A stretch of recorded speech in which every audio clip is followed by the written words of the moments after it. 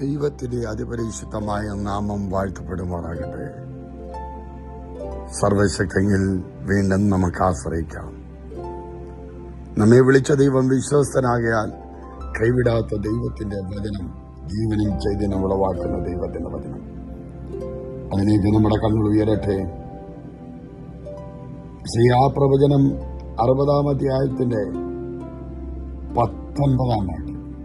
ഇനി പകൽ നേരത്ത് നിന്റെ വെളിച്ചം സൂര്യനല്ല, നിനക്ക് നിലാവട്ടം തരുന്നത് ചന്ദ്രനുമല്ല.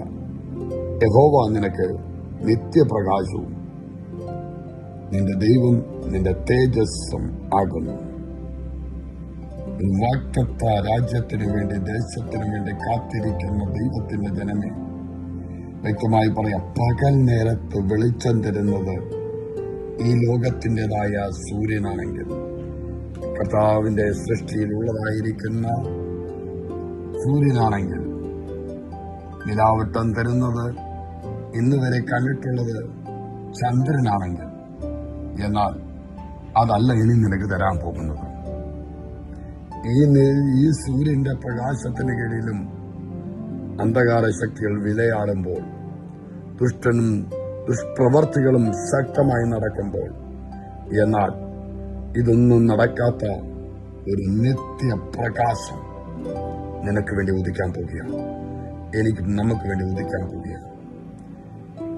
ചന്ദ്രന്റെ നിലാവട്ടത്തിന്റെ മറവിലും അതിക്രമങ്ങൾ നടക്കുമ്പോൾ, എന്നാൽ അതിനനുവദിക്കാത്ത വേറൊരു നിത്യപ്രകാശം നിന്റെ ദൈവം നിന്റെ തേജസ്സമാകുന്നു.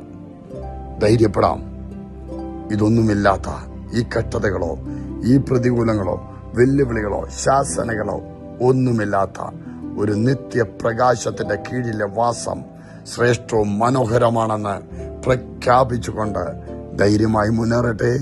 സർവശക്തനായ ദൈവം ഏവരെയും അനുഗ്രഹിക്കുമാറാകട്ടെ. ആമേൻ. God bless U.